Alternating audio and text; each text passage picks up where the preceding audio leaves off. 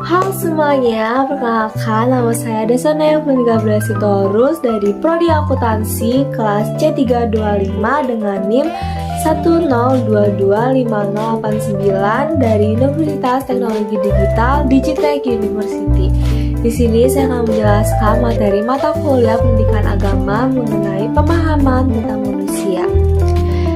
Di sini sebelumnya saya akan menjelaskan dari sedikit satu gambaran dari ada seorang karyawan dan seorang bos, dan bos ini sebentar lagi akan punya anak, dan karyawan ini nanya nih kepada bosnya, pas lagi bapak ingin punya, lagi bapak akan punya anak nih, bapak tahu nggak sih anak ini pasti semakin besar dia pasti pernah akan melakukan kesalahan dan pasti dia mungkin akan nakal dan mungkin itu akan sedikit menyakiti hati bapak. Dan bapak ini menjawab bahwa ya saya tahu konsekuensi punya anak pasti akan seperti itu, tapi tujuan saya yang mempunyai anak adalah karena saya ingin memiliki sebuah keluarga yang penuh kasih sayang dan saya akan sayang pada anak itu. Nah, dari situ saya belajar bahwa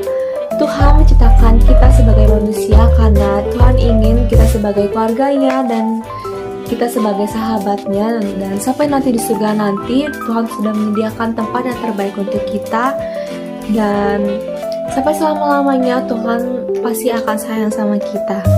Dan seperti yang kita tahu juga yang sudah kita dari kitab awal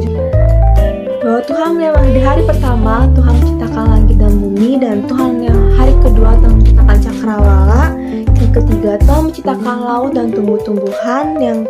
hari keempat Tuhan menciptakan matahari, bulan dan bintang, dan hari kelima Tuhan menciptakan hewan, air dan hewan-hewan di udara, dan hari keenam baru Tuhan menciptakan manusia. Dan di 5 hari sebelumnya Tuhan berpikir siapa sih nanti yang bakal merawat yang ada sekitar kita dari segala hewan, air dan tumbuh-tumbuhan, dan Tuhan berpikir bahwa manusialah yang akan merawat itu semua, dan Tuhan memberikan karunia, memberikan kekuasaan untuk kita untuk merawat itu semua. Dan dari itu semua Tuhan sudah memberikan kuasa kepada kita, dan tugas kita sebagai di dunia ini juga gak sulit dan pasti sangatlah gampang. Yang pertama, kita harus merawat yang sudah Tuhan ciptakan di dunia ini, dan kedua, kita